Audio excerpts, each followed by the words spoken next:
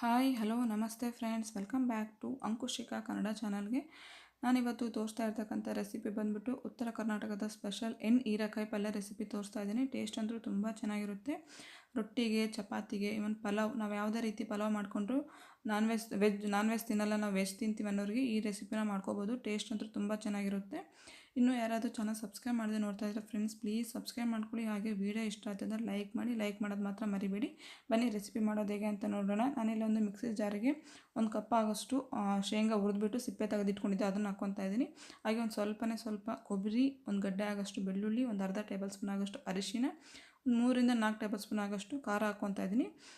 ಹೀರೆಕಾಯಿ ಸ್ವಲ್ಪ ಸ್ವೀಟ್ ಇರುತ್ತೆ, ಅದಕ್ಕೋಸ್ಕರ ಖಾರ ಸ್ವಲ್ಪ ಜಾಸ್ತಿ ಹಾಕ್ಕೊತಾ ಇದ್ದೀನಿ. ಹಾಗೆ ಒಂದು ಅರ್ಧ ಟೇಬಲ್ ಸ್ಪೂನ್ ಆಗೋಷ್ಟು ಧನಿಯಾ ಪೌಡರು, ಒಂದು 1/4 ಟೇಬಲ್ ಸ್ಪೂನ್ ಆಗೋಷ್ಟು ಗರಂ ಮಸಾಲ ಹಾಕ್ಕೊಂಬಿಟ್ಟು ನೀರು ಹಾಕಲಾರ್ದೇ ನೀಟಾಗಿ ಪೌಡ್ರ್ ಮಾಡ್ಕೋಬೇಕು. ನೋಡಿ, ನುಣ್ಣಗೆ ಈ ಥರ ಪೌಡ್ರ್ ಮಾಡ್ಕೋಬೇಕು. ಇವಾಗ ಈ ಪೌಡ್ರನ್ನ ಒಂದು ಪ್ಲೇಟಿಗೆ ತಗೊಳ್ಳೋಣ. ನಾನು ಫುಲ್ ಪೌಡ್ರನ್ನ ಹಾಕ್ಕೊತಾ ಇಲ್ಲ, ಸ್ವಲ್ಪ ಪುಡಿ ಮಾತ್ರ ಹಾಕ್ಕೊತಿದ್ದೀನಿ. ಇನ್ನೂ ಸ್ವಲ್ಪ ಪುಡಿ ಹಾಗೆ ತೆಗೆದಿಟ್ಕೊತಾ ಇದ್ದೀನಿ.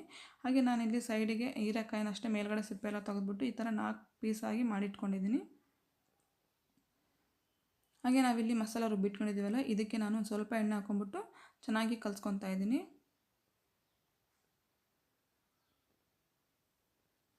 ಜೋಳದ ರೊಟ್ಟಿಗಂತೂ ತುಂಬ ಚೆನ್ನಾಗಿರುತ್ತೆ. ಯಾರಾದರೂ ಜೋಳದ ರೊಟ್ಟಿ ರೆಸಿಪಿ ಮಾಡೋಕ್ಕೆ ಬರೋದಿಲ್ಲ, ರೊಟ್ಟಿ ಮಾಡೋಕ್ಕೆ ಬರೋದಿಲ್ಲ ಅಂದರೆ ನಾನು ಆಲ್ರೆಡಿ ನನ್ನ ಚಾನಲಲ್ಲಿ ವೀಡಿಯೋನ ಅಪ್ಲೋಡ್ ಮಾಡಿದ್ದೀನಿ. ಯಾರಾದರೂ ಮಾಡೋಕ್ಕೆ ಬರೋಲ್ಲ ಅಂದರೆ ವೀಡಿಯೋನ ಚೆಕ್ ಮಾಡ್ಕೋಬೋದು. ಹಾಗೆ ಎಲ್ಲ ಎಣ್ಣೆ ಎಲ್ಲ ಹಾಕಿ ಮಿಕ್ಸ್ ಮಾಡ್ಕೊಂಡಿದ್ದಾದಮೇಲೆ ನಾವು ಹೀರೆಕಾಯಿನಲ್ಲಿ ಈ ಥರ ಎಲ್ಲನೂ ಮಸಾಲ ತುಂಬ್ಕೋಬೇಕಾಗುತ್ತೆ. ನೋಡಿ, ಅದೇ ಥರ ನಾನಿಲ್ಲಿ ಎಲ್ಲವನ್ನೂ ರೆಡಿ ಮಾಡಿ ಇಟ್ಕೊಂಡಿದ್ದೀನಿ. ಹಾಗೆ ಒಂದು ಸ್ವಲ್ಪ ಮಸಾಲನೂ ಮಿಕ್ಕಿದೆ ಇಲ್ಲಿ. ಹಾಗೆ ನಾನಿಲ್ಲಿ ಪಕ್ಕದಲ್ಲಿ ಒಂದು ಕಡಾಯಿನ ಬಿಸಿ ಮಾಡೋಕ್ಕೆ ಇಟ್ಕೊಂಡ್ಬಿಟ್ಟು ಅದಕ್ಕೆ 3-4 ಟೇಬಲ್ ಸ್ಪೂನ್ ಆಗೋಷ್ಟು ಎಣ್ಣೆ ಹಾಕ್ಕೊತಿದ್ದೆ. ಎಣ್ಣೆ ಸ್ವಲ್ಪ ಜಾಸ್ತಿ ಹಾಕ್ಕೊಳ್ಳಿ, ಟೇಸ್ಟ್ ಚೆನ್ನಾಗಿರುತ್ತೆ. ಹಾಗೆ ಸ್ವಲ್ಪ ಸಾಸಿವೆ ಜೀರಿಗೆ, ಅದು ಚಟಪಟ ಸಿಡಿದಿದ್ದಾದಮೇಲೆ ಸ್ವಲ್ಪನೇ ಈರುಳ್ಳಿ ಸ್ವಲ್ಪ ಫ್ರೈ ಆಗಬೇಕು. ಈರುಳ್ಳಿ ಫ್ರೈ ಆಗ್ತಿದ್ದಾಗೆ ನಾವಿಲ್ಲಿ ತುಂಬಿಟ್ಕೊಂಡಿದ್ದಲ್ವ ಹೀರೆಕಾಯಿನ ಮಸಾಲ, ಅದನ್ನು ಹಾಕ್ಕೊಂಬಿಟ್ಟು ಚೆನ್ನಾಗಿ ಮಿಕ್ಸ್ ಮಾಡ್ಕೋಬೇಕು ಎಣ್ಣೆಯಲ್ಲಿ. ನಾನು ಈ ಥರ ಒಂದ್ಸಲ ಚೆನ್ನಾಗಿ ಮಿಕ್ಸ್ ಮಾಡ್ಕೋಬೇಕು. ಮಿಕ್ಸ್ ಮಾಡ್ಕೊಂಡಿದ್ದಾದಮೇಲೆ ಒಂದು 2 ನಿಮಿಷ ಬೇಯೋದಕ್ಕೆ ಬಿಟ್ಬಿಡೋಣ. ಹಾಗೆ ನಾವಿಲ್ಲಿ ಇನ್ನೂ ಸ್ವಲ್ಪ ಪುಡಿ ಮಿಕ್ಸಿ ಉಳಿದಿತ್ತಲ್ವ, ಅದಕ್ಕೆ ನಾನು ಇವಾಗ 2 ಹಣ್ಣಾಗಿರ್ತಕ್ಕಂಥ ಟೊಮೊಟೊ ತೊಗೊಂಡಿದ್ದೀನಿ.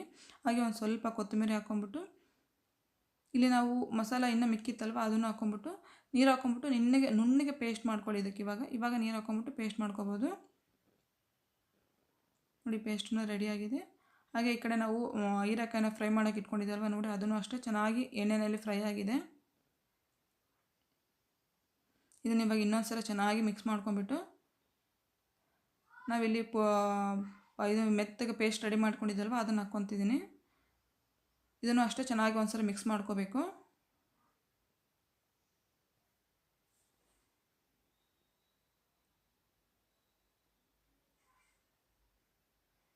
ನೋಡಿ, ಇದೆಲ್ಲ ಚೆನ್ನಾಗಿ ಮಿಕ್ಸ್ ಮಾಡ್ಕೊಂಡಿದ್ದಾದಮೇಲೆ ನಮಗೆ ನೀರು ಕ್ವಾಂಟಿಟಿ ಎಷ್ಟು ಬೇಕಾಗುತ್ತೋ ಅಷ್ಟು ನೋಡ್ಬಿಟ್ಟು ಹಾಕ್ಕೋಬೋದು. ಶೇಂಗಾ ಮತ್ತು ನಾವಿಲ್ಲಿ ಕೊಬ್ಬರಿ ಹಾಕ್ಕೊಂಡಿರೋದ್ರಿಂದ ಸ್ವಲ್ಪ ನೀರು ಜಾಸ್ತಿನೇ ಹಾಕ್ಕೊಳ್ಳಿ. ಅದು ಚೆನ್ನಾಗಿ ಬಾಯ್ಲ್ ಆಗಿದ್ದೆಲ್ಲ ಆದಮೇಲೆ ಸ್ವಲ್ಪ ಗಟ್ಟಿಗೆ ಆಗಿಬಿಡುತ್ತೆ. ಅದಕ್ಕೆ ನಾನು ಸ್ವಲ್ಪ ನೀರು ಜಾಸ್ತಿ ಹಾಕ್ಕೊತಾ ಇದ್ದೀನಿ. ನಮಗೆ ನೀರೇನು ಜಾಸ್ತಿ ಬೇಡ, ಸ್ವಲ್ಪನೇ ಬೇಕಂದರೆ ಸ್ವಲ್ಪ ಹಾಕ್ಕೊಂಬಿಟ್ಟು ಮಾಡ್ಕೋಬೋದು. ಇದನ್ನೊಂದ್ಸಲ ಚೆನ್ನಾಗಿ ಮಿಕ್ಸ್ ಮಾಡಿಕೊಂಡು ಇದಕ್ಕೆ ಇವಾಗ ಮೇಲ್ಗಡೆ ಮುಚ್ಚಿಬಿಟ್ಟು ಚೆನ್ನಾಗಿ ಕುದಿಯೋದಕ್ಕೆ ಬಿಟ್ಬಿಡೋಕ್ಕೆ. ಹೀರೆಕಾಯಿ ಎಲ್ಲ ಚೆನ್ನಾಗಿ ಮೆತ್ತಗಾಗಬೇಕು, ಅಲ್ಲಿವರೆಗೂ ಕುದಿಸ್ಕೋಬೇಕು. ನೋಡಿ, ಇಲ್ಲಿ ಹೀರೆಕಾಯಿ ಎಲ್ಲ ಚೆನ್ನಾಗಿ ಕುದ್ಬಿಟ್ಟು ಮೇಲ್ಗಡೆ ಎಲ್ಲ ಎಣ್ಣೆ ಬಿಟ್ಕೊತಾ ಇದೆ. ಇವಾಗ ಇದನ್ನು ಇನ್ನೊಂದ್ಸರಿ ಮಿಕ್ಸ್ ಮಾಡಿಕೊಂಡ್ರೆ ಟೇಸ್ಟಿಯಾಗಿರ್ತಕ್ಕಂಥ ಹೀರೆಕಾಯಿ ರೆಸಿಪಿ ರೆಡಿಯಾಗಿದೆ. ಚಪಾತಿಗೆ, ರೊಟ್ಟಿಗೆ, ಪಲಾವ್ಗೆ ಯಾವುದಕ್ಕಾದ್ರೂ ಕಾಂಬಿನೇಷನ್, ವೈಟ್ ರೈಸ್ಗೂ ಚೆನ್ನಾಗಿರುತ್ತೆ.